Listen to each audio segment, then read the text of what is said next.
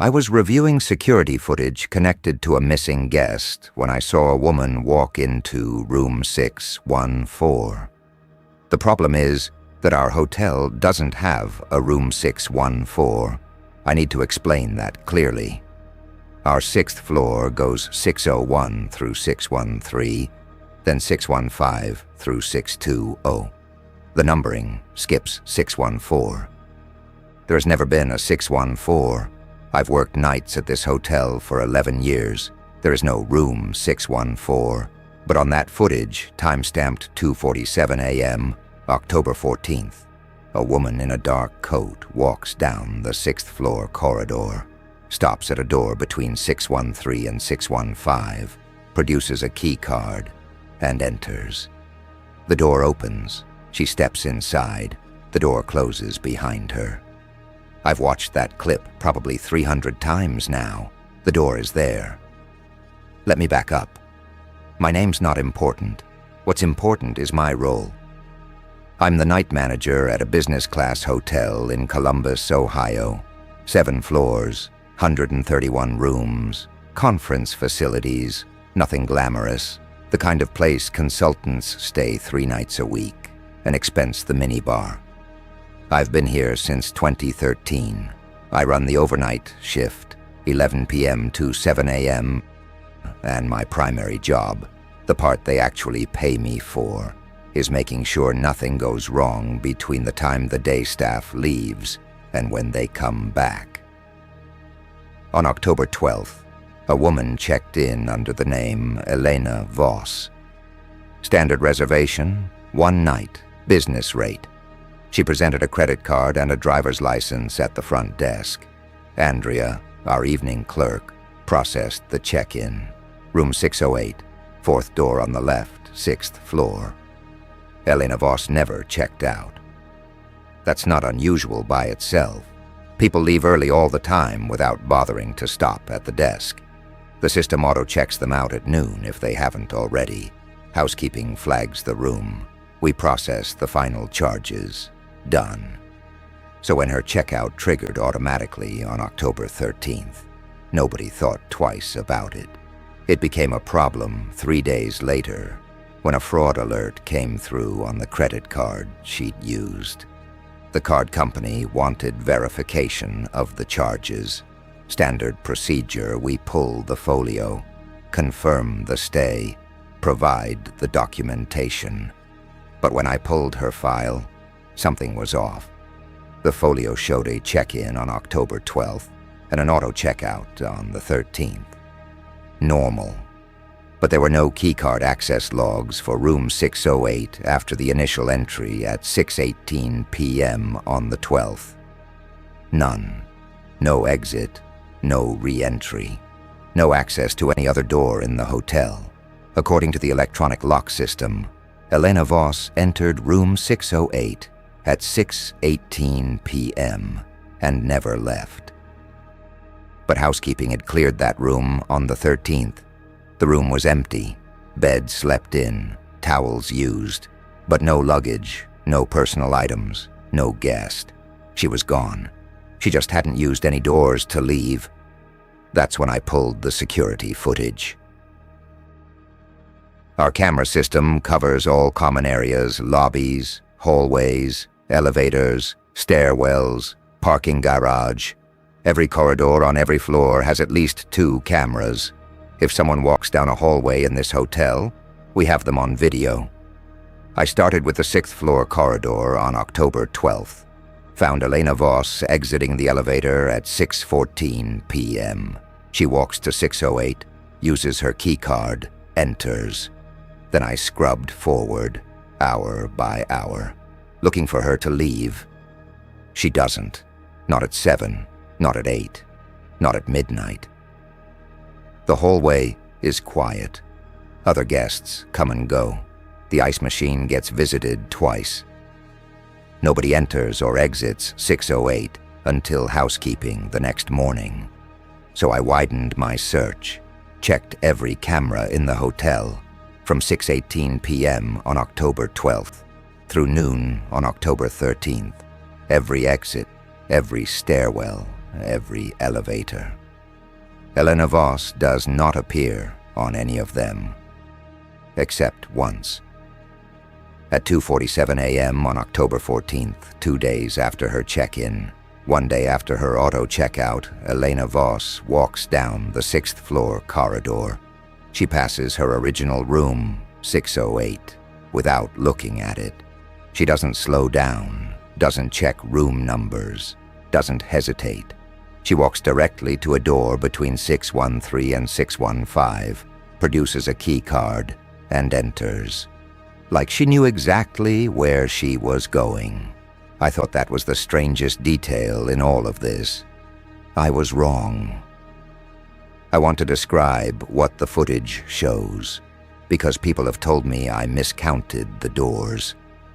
I haven't. In the footage, Elena Voss walks past 613, 7th door on the south side, and stops at the next door. That should be 615. But the door she stops at, frame by frame, has a number plate that reads 614. The door she's entering shouldn't exist, but there it is on camera. A door with a 614 plate between 613 and 615 that Elena Voss opens with a keycard and walks through. I went upstairs that night. The hallway between 613 and 615 is a wall. About 4 feet of wall space between the two door frames. No door, no seam, no outline. Just wallpaper over drywall. I put my hand on it. Solid. I went back downstairs and watched the footage again. The door is there. The rational part of my brain told me there had to be an explanation. Video glitch, camera distortion, a buffer artifact. I called Garrett, our IT contractor. He ran full diagnostics on the recording system. Everything was clean, no errors, no artifacts, no tampering. The footage was a clean recording of what the cameras saw. The camera recorded a door that isn't there, I told him. The camera recorded what was in front of it, Garrett said. That's all cameras do. He suggested I check the blueprints. So I did. The original construction blueprints filed with the county recorder's office showed 20 rooms on the 6th floor. 601 through 620. No gaps. Room 614, right there on the blueprint. Standard king room. 1 window, 1 bathroom, 1 closet. The same room Elena Voss walked into on camera. Then I pulled the hotel's current room inventory. 19 rooms, 601 through 613, then 615 through 62. Oh, no 614. The blueprints said the room exists. The inventory said it doesn't. And between the two documents, no permit was ever filed to remove a room. No construction work, no contractor invoices. Room 614 simply stopped being listed. But the camera wasn't the only thing that remembered it. I started calling former employees. Terry Munoz worked maintenance from 2007 to 2015. When I asked him about room 614, he didn't hesitate. Sure, 614. That was the one with the thermostat problems. Every winter, the heat would cut out in that room. We must have replaced the unit 3 times. He talked about it like it was nothing. He described the layout king bed, window facing the parking garage, bathroom on the left when you walked in, consistent with the blueprints.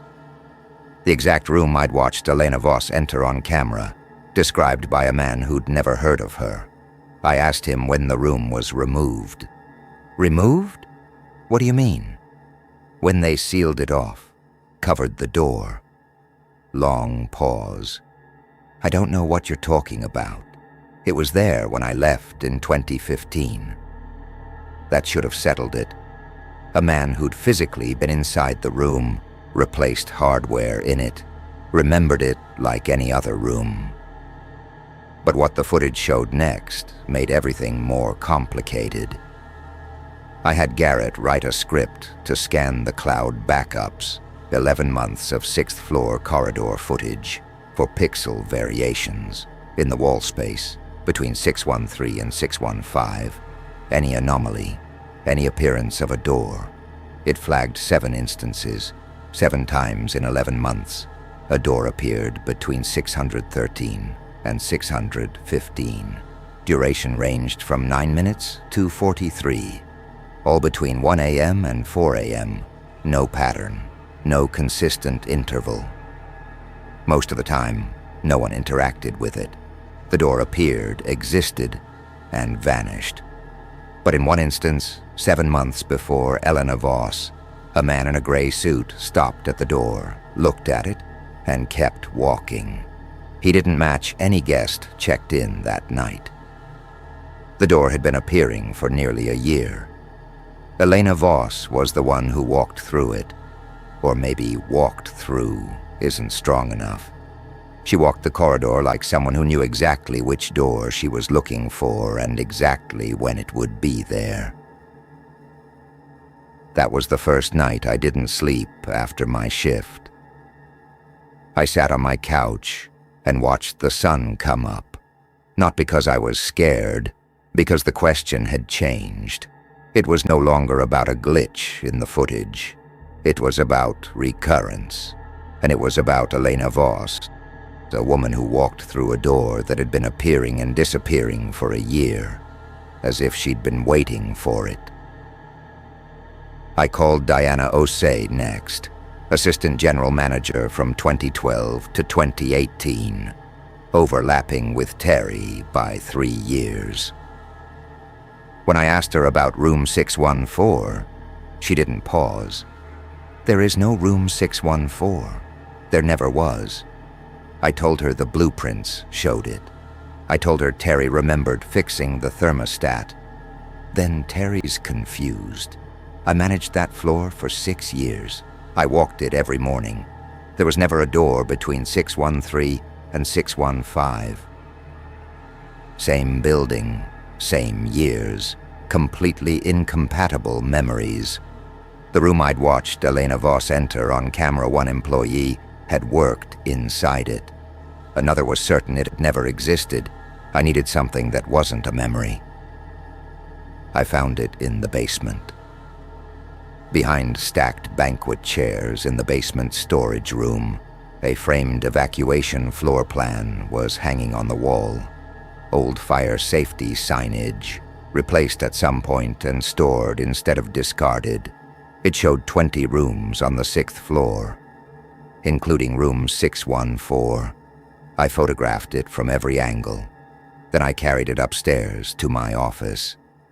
This wasn't a PDF. This wasn't a database entry.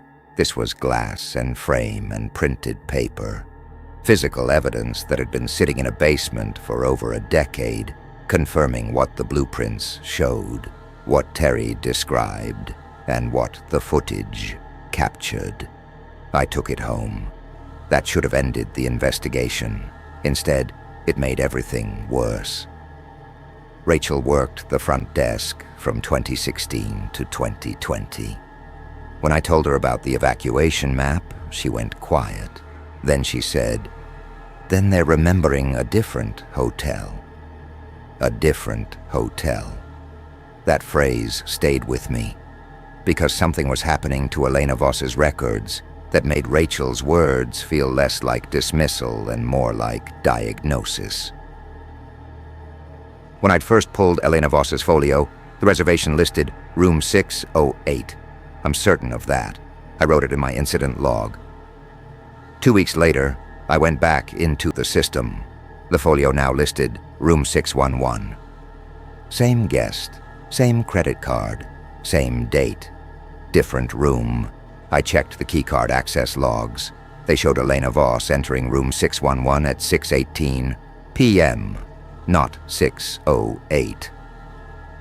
I pulled up the corridor footage from October 12th again. Elena Voss exits the elevator and walks to the 4th door on the left.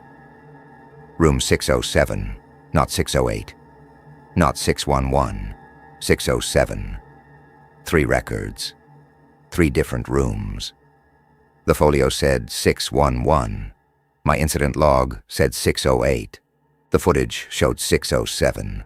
The footage hadn't changed. I'd watched it before and counted the same door, which I'd identified as 608. But the 4th door on the south side is 607. Had I miscounted? Or had the numbering been different when I first watched? Elena Voss's stay at this hotel was becoming impossible to document. Every time I pinned down a detail, another detail shifted. She was like a reference point that kept moving and taking the records with her.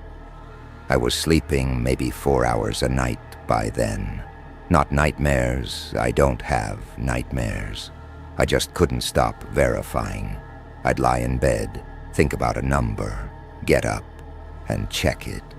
Then check that the check matched what I'd checked the day before.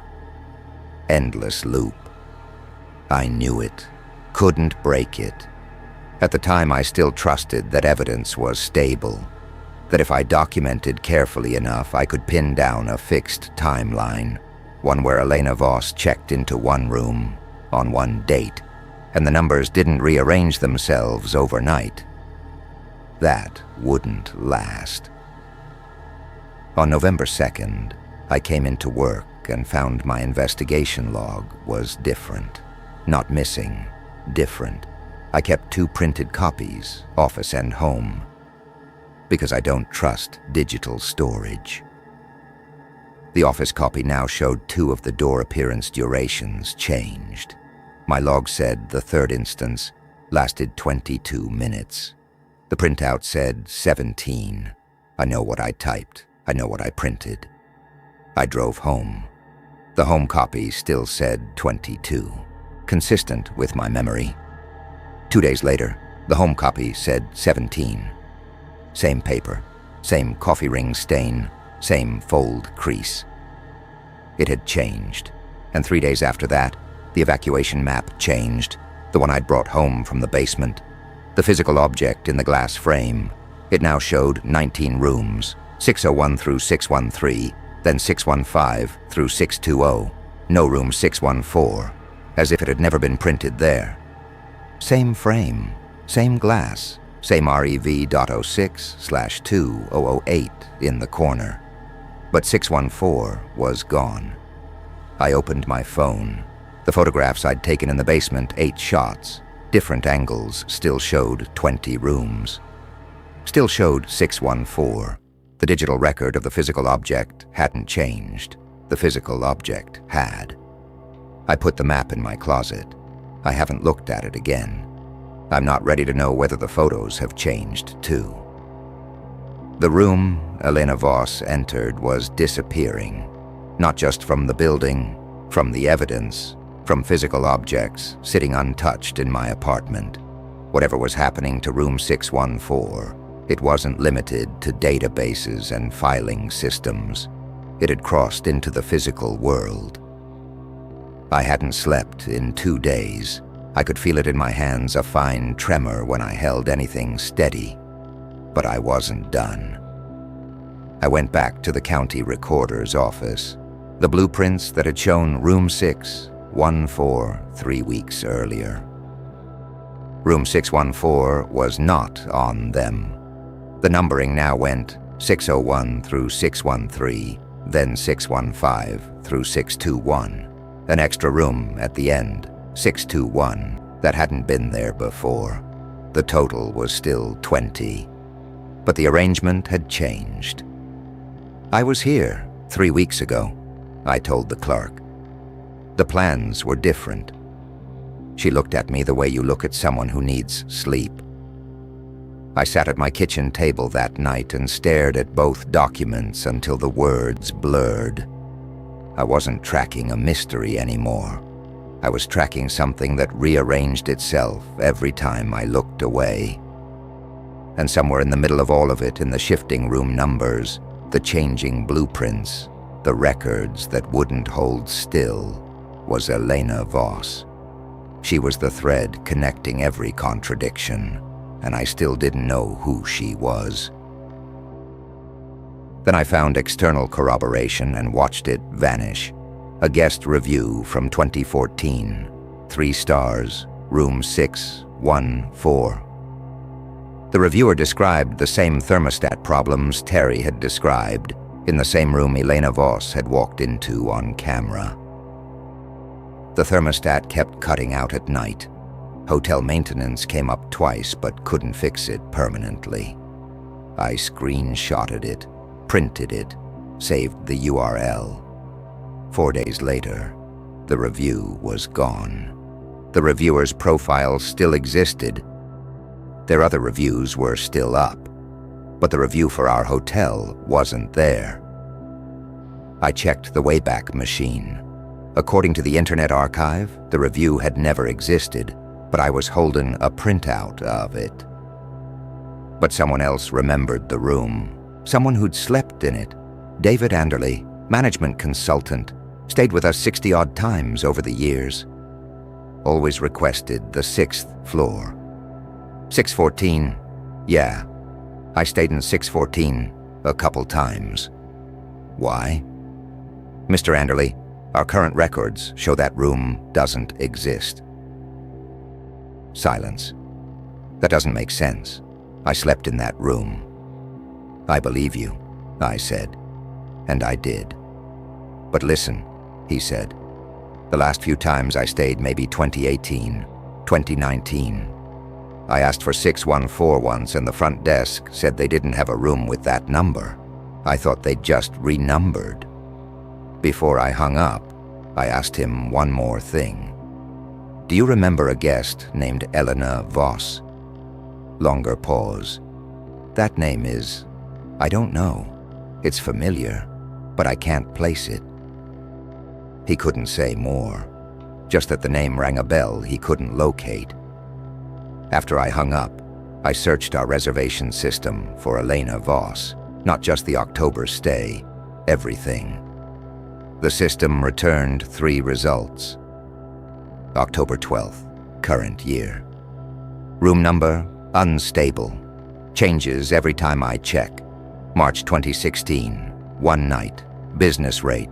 Room 614, June 2009, 1 night. Room 614, 3 reservations, spanning 14 years, all under the same name.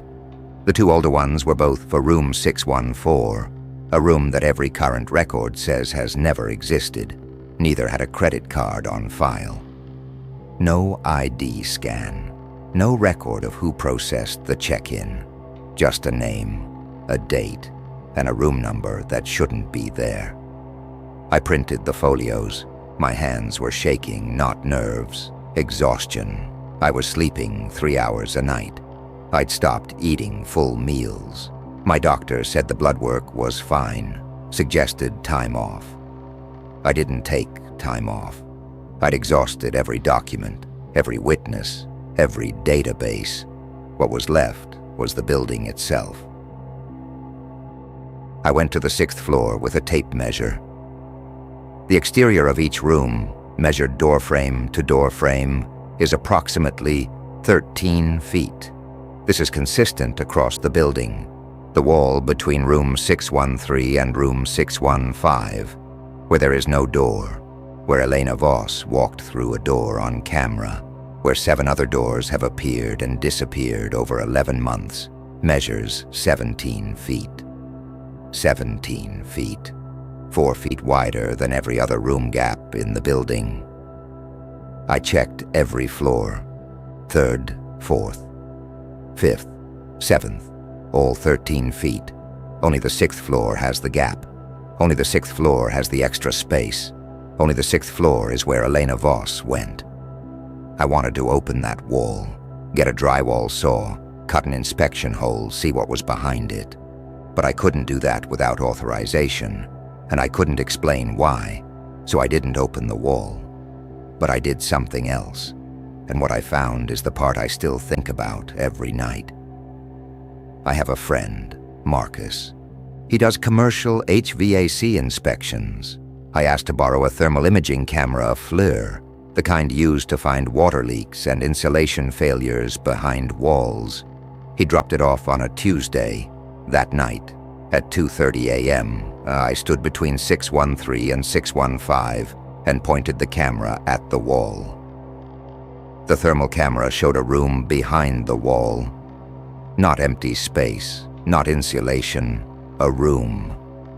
I could see the thermal outline of an exterior wall cooler facing outside. A warmer strip on the left side, hot water pipes, consistent with a bathroom. The rectangular shape of a window, reading cooler than the surrounding wall glass exposed to January night air. The same layout, the same room, every witness, every blueprint, every record that had ever acknowledged 614. The thermal camera was confirming all of it. The room Elena Voss walked into was behind that wall, and the thermal camera could see it. I photographed the readings. 12 images. I stood there for 20 minutes, shaking. I called Marcus the next day. He came Thursday night with his own equipment, newer model, higher resolution. He pointed it at the same wall. Solid. Normal thermal signature. Drywall over standard framing. No cavity, no room, no window, no pipes. "Looks fine to me," he said. I showed him my photographs from 2 nights earlier. "That's not the same wall," he said. "It is." "Then your camera was malfunctioning." He ran diagnostics on the camera. Working fine. He left around 4 a.m. At the door, he turned back and said, "You look like hell, man. When's the last time you took a day off?" I didn't answer. I was thinking about Elena Voss, about what kind of room a thermal camera can see on Tuesday and can't see on Thursday. What kind of room exists only sometimes, only for some instruments, only for some people. My photographs still show the room. His camera showed solid wall, same equipment. I check those 12 images every few days. So far, they haven't changed. So far. Here's where I am now. It's February. I'm still the night manager. The wall between 613 and 615 is still a wall. Elena Voss was never found. The credit card was stolen. The driver's license vanished. No police investigation, no clear crime. No missing persons report filed for anyone named Elena Voss. But her older reservations, 2016 and 2009, are still in the system. And when I check them, the room number is always 614. Those 2 records have never changed. Everything else connected to Elena Voss shifts. But those folios remain fixed, as if they're anchored to something the rest of the data isn't. The records that can't be verified are the ones that won't move. I've stopped investigating. Not because I found an answer, because the investigation doesn't converge on a truth. It spirals. Anderley slept in that room. Terry fixed the thermostat. A stranger left a review. The blueprints showed it. The footage shows it. The thermal camera showed it. Elena Voss checked into it 3 times across 14 years. Diana managed the hotel for 6 years, and it was never there. Rachel worked the front desk, and it was never there.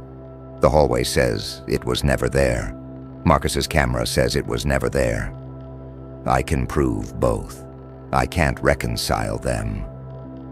I said I stopped investigating, and that's mostly true. But 3 weeks ago, something happened that I haven't told anyone about. I was doing my standard 2 a.m. walkthrough, 6th floor, same route I take every night. I walked past 613. I walked past 615. The wall between them was a wall. But when I glanced down, I noticed something on the carpet in front of the wall, in the exact spot where the door appears on the footage. The exact spot where Elena Voss stopped, produced a keycard, and entered a room that doesn't exist. A keycard, blank, no room number, no markings. Standard white keycard, same brand we use. I picked it up, turned it over. Nothing. I took it to the front desk and ran it through the encoder. Our system logs every keycard we program room number, guest name, activation time, expiration time. This card had no data, not wiped, not deactivated. Our encoder didn't recognize it as a card we'd ever programmed. The system returned an error I'd never seen before. Room not in system, not invalid card, not expired, not unassigned, room not in system. I put the card in my desk drawer. I check it every night. It's still there. It hasn't changed. But last Tuesday, I noticed something I'd missed. I held the card under the UV light we use to verify IDs. There was a room number printed on it in UV reactive ink, invisible to the naked eye, visible only under ultraviolet. 614. I stared at it for a long time. Then I thought about Elena Voss on the footage. The way she already had a keycard in her hand when she reached the door. The way she didn't hesitate. She had a key to a room that doesn't exist. And now I was holding one too. There's one more thing. I debated whether to include it. Not because it's frightening, it isn't. It's quiet. It's data.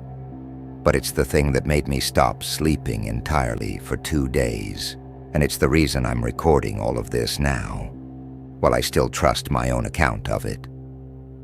Our hotel's HVAC system is managed by a building automation controller, a Tritium JACE unit. It divides the hotel into climate zones. Each room is a zone. The zones are numbered to match the rooms. Zone 6-01 is room 601. Zone 6-02 is room 602, and so on. The system has been running continuously since installation in 2004. It logs temperature readings, thermostat set points, and energy consumption for every zone, every 15 minutes, around the clock. 20 years of data. Last week, I accessed the HVAC logs for the 6th floor. Zone 6-14 is active. It has been recording temperature data for room 614 continuously, not intermittently, not in 28-minute windows, every 15 minutes, for 20 years. The zone currently reads 68 degrees Fahrenheit. The thermostat set point is 70.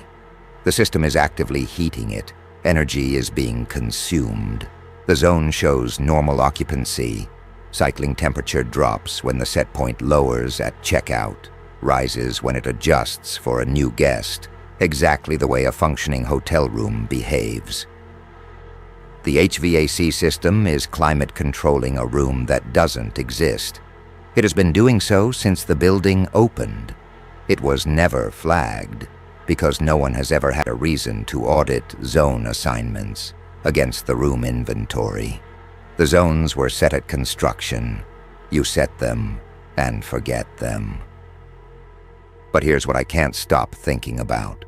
The thermostat problems. The ones Terry Munoz remembers. The ones the deleted guest review complained about. The heat would cut out. The thermostat kept cutting out at night.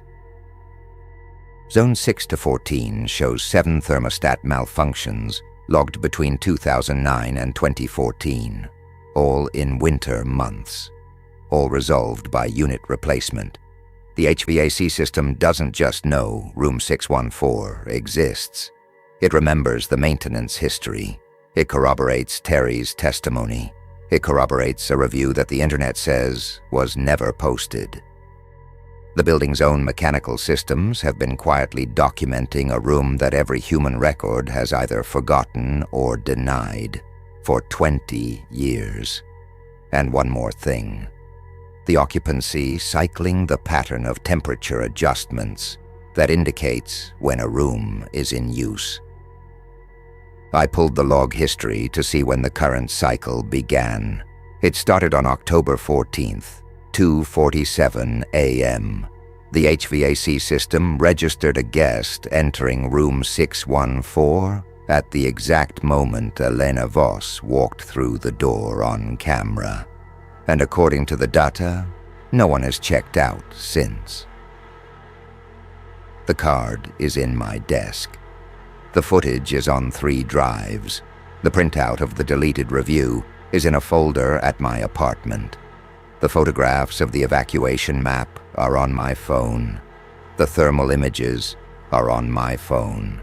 The tape measure confirmed the gap. The HVAC confirms the zone. The occupancy log says someone is still in there. 7 people remember the room. 4 are certain it never existed. The blueprints have said 2 different things. The records keep shifting. Elena Voss has 3 reservations, spanning 14 years for a room that isn't there, and the building's own mechanical systems say she never left. I don't know which version of this hotel is real. I don't know if that question makes sense anymore. What I know is that every tool I have for determining what's true, documents, records, measurements, testimony, photographs, has failed me. Not because the tools are broken, because the thing I'm trying to measure won't hold still. I don't go looking anymore, but I walk that hallway every night. I look at the wall. I keep walking. And some nights, not every night, but some nights, at around 2:30, 2:45 in the morning, when I pass that stretch of wall between 613 and 615, the air is warmer than it should be. 70 degrees. Like something behind the wall is set to 70, and the system is doing its job. Heating a room for a guest who checked in 4 months ago. Through a door that isn't there. I don't stop to measure it. I don't stop to count the doors. I just keep walking.